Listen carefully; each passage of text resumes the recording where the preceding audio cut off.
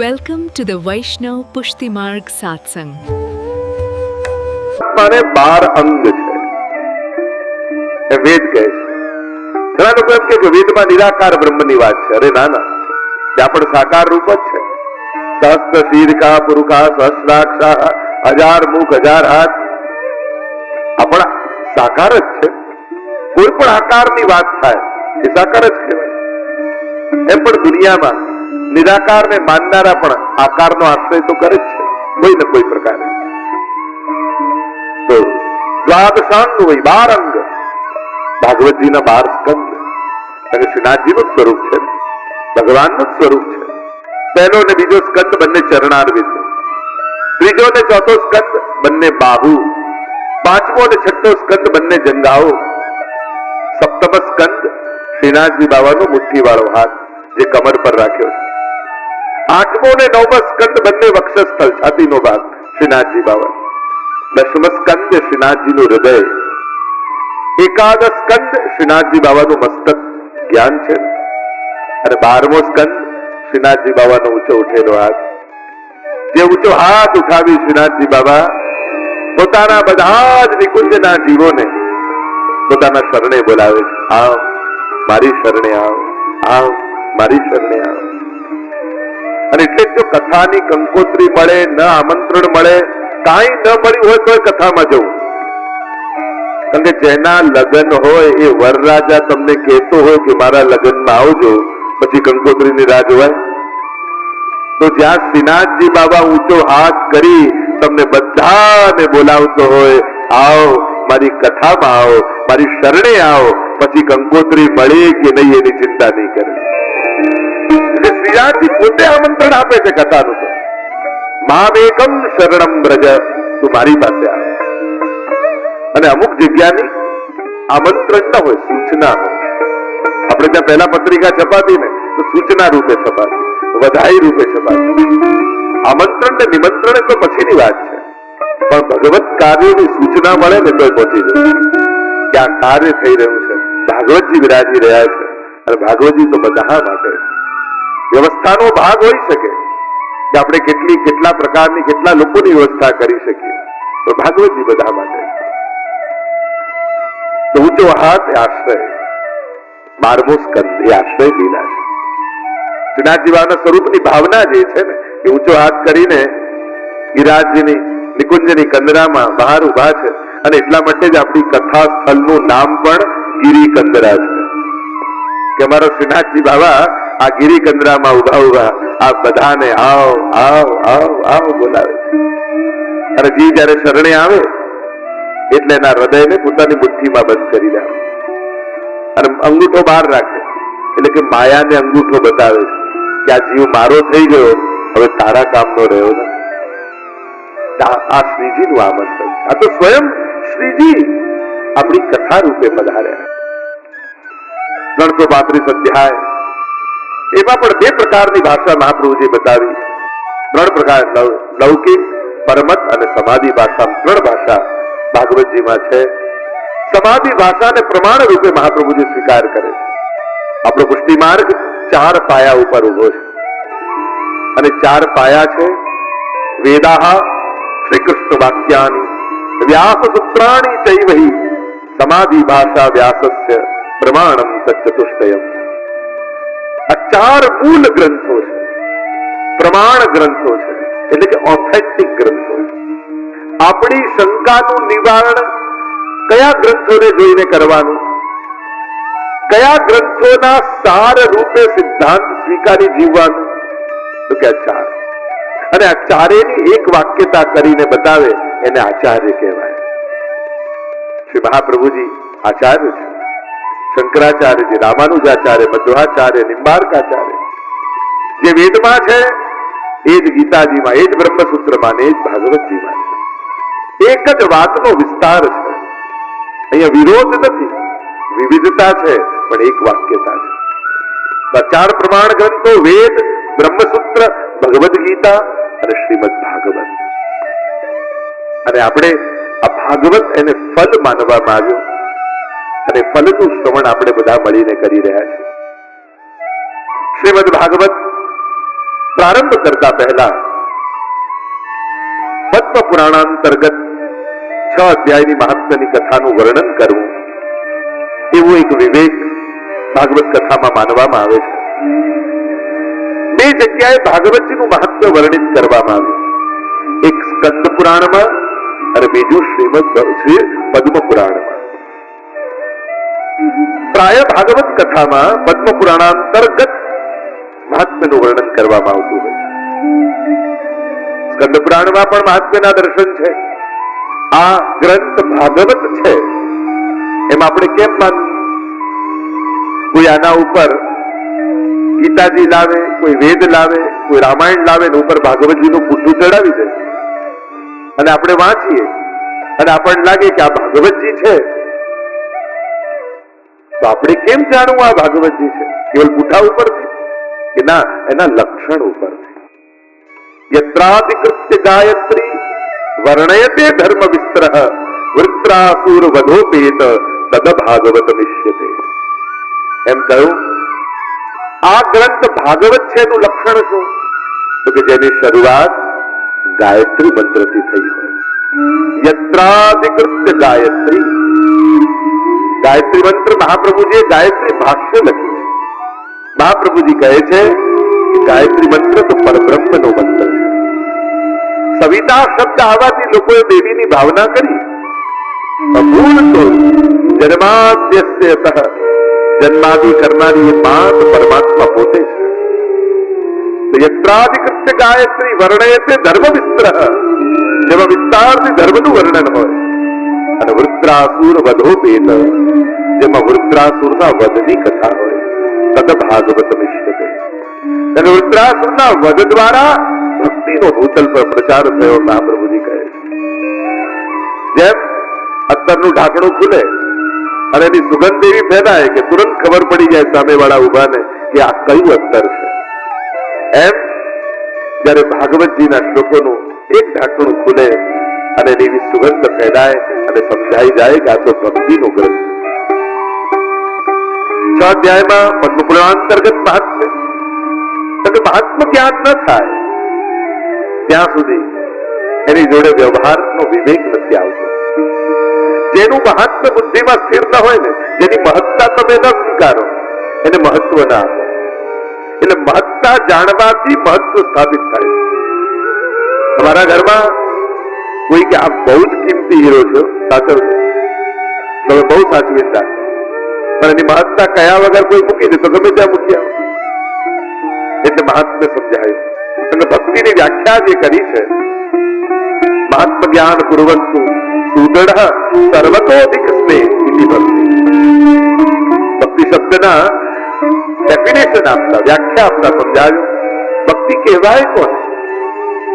3 જણાએ ભક્તિની વ્યાખ્યા આપી, સાંડિલ્ય મુનિ, નારદજી અને વ્યાસજી. આ 3 જણાએ ભક્તિ શબ્દને સમજાવ્યો. સાંડિલ્ય મુનિએ ભક્તિ શબ્દની વ્યાખ્યા કરતા કહ્યું, સા પરાનુરક્તિ ઈશ્વરે, ઈશ્વરમાં પરમ અનુરક્તિ એ ભક્તિ. નારદજીએ ભક્તિની વ્યાખ્યા આપતા કહ્યું, સાતુ અસ્મિન પરમ પ્રેમ રૂપા અમૃત સ્વરૂપા છે. પરમ પ્રેમ રૂપા એ જ ભક્તિ છે. અને વ્યાસજીની વ્યાખ્યા શ્રી મહાપ્રભુજીએ સ્વીકાર કરી. અને વ્યાસજી સમજાવતા કહે છે, મહાત્મ જ્ઞાન પૂર્વસ્તુ સુદૃઢ અને સર્વતો અધિક સ્નેહ ઇતિ ભક્તિ. ભક્તિ કોને કહેવાય? કે સૌથી પહેલા મહાત્મ જ્ઞાન પૂર્વક જેને ભજો એને સૌથી પહેલા જાણો. મહાપ્રભુજી પણ આજ્ઞા કરે છે, શાસ્ત્રમ અવગત્ય મનોભાવ દેહી શ્રી કૃષ્ણ સેવ્ય. કે આપણે તો સેવાનો માર્ગ, ભાવનો માર્ગ, આપણા ગ્રંથોને સાંભળવાની, વાંચવાની શું જરૂર? આપણે તો ભાવથી સેવા કરો એટલે બધું આવી ગયું. પણ મહાપ્રભુજી કહે છે, શાસ્ત્રમ અવગત્ય, શાસ્ત્ર વાંચો અને પછી સેવા કરો. કારણ કે જે શાસ્ત્રો નથી વાંચતા એને કોઈ પણ ભટકાવી શકે છે. કોઈ ગમે તેટલું સારું બોલે, ગમે તેટલા સારા લોજિક આપે, પણ શાસ્ત્રોથી વિપરીત વાત કરે ને તો એ ક્યાંક આપણને ભટકાવી રહ્યો છે. બુદ્ધિ ભલે ને કન્વિન્સ થઈ જાય, બુદ્ધિને તો લોજિક આપો એટલે કન્વિન્સ થઈ જાય, પણ ચેક કરવું કે આ શાસ્ત્ર પ્રમાણિત છે કે આપણે ત્યાં ભગવાનને ન માને નાસ્તિક નથી કહેતા, પણ વેદને ન માને એને નાસ્તિક કહેવામાં આવે, શાસ્ત્રોને ન માને એને નાસ્તિક કહેવામાં આવે. એટલે આપણે ત્યાં ભગવાન કરતા પણ શાસ્ત્રોની મહત્તા વધારે માનવામાં આવે. ત્યારથી આપણા હિન્દુ સમાજે મૂળ શાસ્ત્રોને વાંચવાનું છોડી દીધું ને, ત્યારથી અંધશ્રદ્ધા વધવા લાગી આપણા ધર્મમાં. પછી ગમે ત્યાં લોકો ભટકાવા લાગ્યા. અરે ભગવાનના નામે, શાસ્ત્રોના નામે વિપરીત વાતો કરીને ભટકાવે. અને એટલા માટે વ્યક્તિ છેતરશે, શાસ્ત્ર નહીં છેતરે. એટલે શાસ્ત્ર અધ્યયન આવશ્યક. મહાપ્રભુજીની આજ્ઞા છે, મહાત્મ જ્ઞાન પૂર્વસ્તુ, જેને ભજો એને જાણો, સુદ્રઢ, અને પછી સુદ્રઢતા લાવો. એકવાર માનવાનું શરૂ કર્યું, પછી તો આનાથી કામ થતો નથી, લાવ બીજા પાસે જાઉં, બીજાથી ન જવું તો ત્રીજા પાસે જાઉં. આને ભક્તિ ન કહેવાય, આને ભટકવું કહેવાય. નાદાન વ્યક્તિ ભટકે, સમજદાર વ્યક્તિ એક જગ્યાએ અટકી જાય. ભટકવાનો કોઈ અંત નથી, લોકો ભટકાવ્યા જ કરશે. અને એમાં પણ દુઃખના દિવસો આવ્યા હોય ત્યાં તો બધાને ચાન્સ મળી જાય. દુઃખી માણસને સલાહકારો બહુ મળે. સહેજ કંઈક સંજોગ વિપરીત આવ્યા ને એટલે કે લો તમે પેલું નથી કરતા ને એટલે આમ થાય, તમે ત્યાં આ જઈને આ ચડાવતા નથી એટલે આવું ના થાય, તો પેલી જગ્યાએ જતા નથી એટલે આમ કરી કરીને ભટકાવવાનું શરૂ કરે. અને માણસ પણ દુઃખના સમયે ભટકવા તૈયાર થઈ જાય. એટલે કાંઈ ગમે તે કરવા જેવું હોય કરું, પણ દુઃખ જાય. ખરેખર તો ભટકીને દુઃખ વધારીએ છીએ આપણે. સુદ્રઢ અને સર્વતો અધિક સ્નેહ એથી ભક્તિ, સર્વથી અધિક પ્રેમ એને ભક્તિ કહેવાય. અને આમ આ 6 અધ્યાયમાં મહાત્મ્ય સમજાવ્યું. ભક્તિને દ્રઢ કરવા માટે મહાત્મ જ્ઞાન જરૂરી છે. 6 અધ્યાયમાં એટલા માટે કારણ કે ભગવાનની કથા છે. ધન જેની પાસે હોય ધનવાન, યશ જેની પાસે હોય યશવાન, અને ભગ જેની પાસે હોય ભગવાન. ભગ કોને કહેવાય? તો કે ઐશ્વર્ય, વીર્ય, યશસ્વી, જ્ઞાન અને વૈરાગ્ય, આ ષટગુણને ભગ કહેવાય. અને ભગને જેને ધારણ કર્યા છે એને ભગવાન કહેવાય. અને એટલા માટે 6 ગુણ ભગવાનમાં, એટલે 6 અધ્યાયમાં મહાત્મ્યની કથા થઈ. આવો પ્રવેશ કરી મહાત્મ્યની કથામાં. 6 અધ્યાયમાં વર્ણિત છે. એમ તો કહેવાય કે આ ભાગવતજીનું મહાત્મ્ય એવું દિવ્ય છે. કેવલ મહાત્મ્યના શ્રવણ માત્રથી ભગવાન તમારા હૃદયમાં આવીને વસી જાય છે. એવો પ્રભાવ આ મહાત્મ્યની કથાનો. સ્વયં ભક્તિ મહારાની જ્ઞાન અને વૈરાગ્યની સાથે તમારા હૃદયમાં આવીને નિવાસ કરી જાય એવો મહાત્મ્યની કથાનો પ્રભાવ કર્યો. એટલે ભાગવતનું કેવલ કોઈ મહાત્મ્ય પણ સાંભળી તો ભાગવત કથાનું ફળ એને પ્રાપ્ત થાય એવો પ્રભાવ મહાત્મ્યનો કર્યો. મંગલ આચરણ આપણા જીવનમાં પણ કોઈ પણ શુભ કાર્ય કરવા જાઓ ત્યારે સૌથી પહેલા પ્રભુને યાદ કરો. સવારે ઉઠીને પણ ઘરમાં જેટલા લોકો છે નિયમ બનાવો, સૌથી પહેલા જય શ્રી કૃષ્ણ કરીશું. એ મંગલાચરણ આપણું. તમે જેનું ભલું ઈચ્છતા હોય ને એને રોજ જય શ્રી કૃષ્ણ કરો. એનાથી શું થશે? એના દુર્ભાગ્યો હારી જશે અને કૃષ્ણનો એના જીવનમાં જય થઈ જશે. જેનું પણ ભલું ઈચ્છતા, જેનો ખરાબ સમય ચાલતો હોય તમને એમ થાય કે આનું ભલું થાય, આનો શુભ ઘડી આના જીવનમાં આવે, સૌભાગ્ય આના જીવનમાં આવે. કદાચ તમારા જીવનમાં દુર્ભાગ્ય ચાલતું હોય તમને એમ થાય કે અમારું દુર્ભાગ્ય ટળે અને સૌભાગ્ય મારા જીવનમાં આવે, તો રોજ કોઈ એક ભગવતી વૈષ્ણવને જય શ્રી કૃષ્ણ કરજો. ચોક્કસપણે તમને કહું છું તમારું દુર્ભાગ્ય ટળી જશે. રોજ કોઈ ભાવવાળો વૈષ્ણવ જે સેવા કરતો હોય ને એને જય શ્રી કૃષ્ણ જોજો, તમારા જીવનમાં કેવું પરિવર્તન આવે. યત્ર યોગેશ્વર કૃષ્ણ યત્ર પાર્થો ધનુર્ધર તત્ર શ્રી વિજયો ભૂતિર ધ્રુવા નિતિન મતિર્મમ. ભગવાનનું નામ દુર્ભાગ્યને ટાળવા માટે કાફી છે. કોઈ ભગવતીની સન્મુખ લીધેલું ભગવાનનું નામ ક્યારે પણ નિષ્ફળ જતું નથી. તો ઘણીવાર આપણા સાધનો ટૂંકા હોય, આપણી સાધના ટૂંકી હોય, ઘણીવાર આપણા પ્રયાસથી ન થાય, એ ઘણીવાર કોઈના પ્રભાવથી થઈ જતું. જો પ્રયાસથી ન કરી શકો તો કોઈ મહાત્મા અને મહાપુરુષના પ્રભાવથી કરી જાઓ. તો ઘણા નામનો એવો પ્રભાવ, ઘણી ભૂમિનો એવો પ્રભાવ, ઘણી કથાનો એવો પ્રભાવ, ઘણા સ્વરૂપોનો એવો પ્રભાવ, ઘણા વ્યક્તિઓનો એવો પ્રભાવ કે ખાલી એના પ્રભાવમાં આવો ને તો તમારા કામ થવા લાગે. જેમ સૂરજ ઉગે, કમળ ખીલી જાય. કમળ કે કમળ માટે સૂરજ હાથ લાંબો કરીને કે કડી પાંદડું ખીલવે છે ના, સૂર્યનો પ્રભાવ એવો હોય છે કે કમળ ખીલી જાય. એમ તમારા જીવનમાં, આપણા જીવનમાં કોઈ એવો પ્રભાવ ખરો, કોઈ નામનો, કોઈ ભગવતીનો, કોઈ મહાપુરુષનો, કોઈ ભગવત સ્વરૂપનો, કોઈ મંત્રનો, કોઈ ગ્રંથનો, કોઈ એક એવું તત્વ જીવનમાં રાખો કે જ્યાં તમારો પ્રયાસ કામ ના લાગે, ત્યાં એના પ્રભાવથી તમારું કામ થવા લાગે. કોઈ એવું તત્વ જીવનમાં રાખો, કોઈ પણ જે જ્યાં તમને શ્રદ્ધા હોય.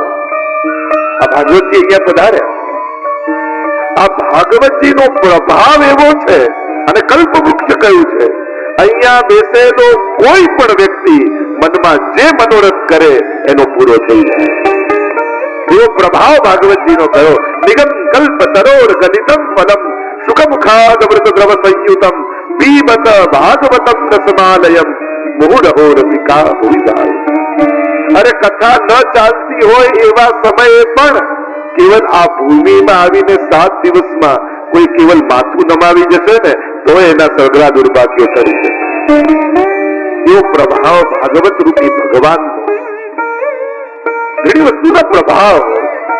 એક દીવાનો પ્રભાવ કેવો હોય, આખા ઓરડામાં અજવાળું કરે, આખા ઓરડામાં અજવાળું, એનો પ્રભાવ, એનો પ્રકાશ.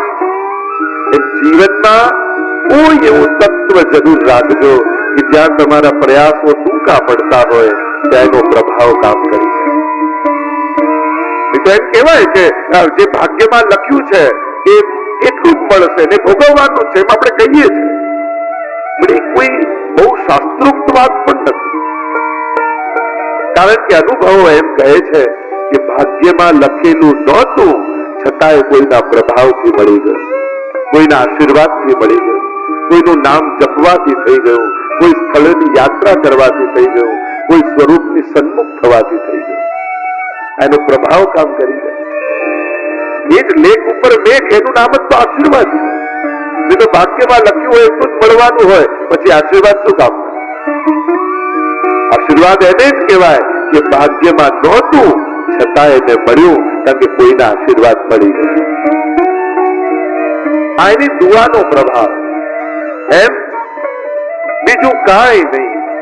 રોજ 2 મિનિટ તમારા ઠાકોરજી આગળ બેસો ને તો એનો પ્રભાવ એવો છે કે દૂર દૂર સુધી તમારા દુર્ભાગ્યો તમારી નજીક આવી ન શકે ને તમારા ઘરની દૂર ભાગી જાય. કારણ તમે પ્રભુની સન્મુખ થઈને આવ્યા. પ્રભુની રોજ જે સન્મુખ થતો હોય ને એનાથી દુર્ભાગ્ય દૂર ભાગે. એટલે સૌભાગ્ય પ્રાપ્તિનું આપણા જીવનનું મંગલાચરણ એ છે, દિવસનું મંગલાચરણ એ છે.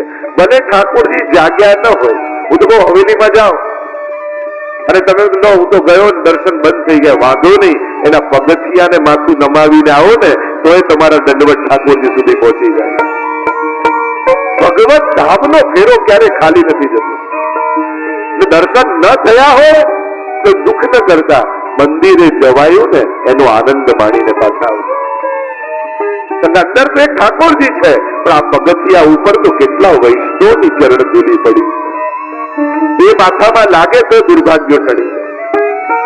આપણે ત્યાં સૌભાગ્ય પ્રાપ્તિનો એકમાત્ર ઉપાય જે મંગલનો નિધિ છે એ પરમાત્માની સન્મુખ થવું. એટલા માટે જેના ઘરે ઠાકોરજી બિરાજતા હોય એના ઘરના દરેક સદસ્ય જો પોતાનું સુખ અને સૌભાગ્ય ઈચ્છતા હો તો રોજ એ સ્થળ ઉપર વંદન કરજો જે ઠાકોરજી બિરાજે. જો સૌભાગ્ય ખીલવા લાગે. આજ આપણું મંગલ આચરણ એ જ મંગલાચરણ છે. અને મંગલ રૂપ નિધાન સામરો મંગલ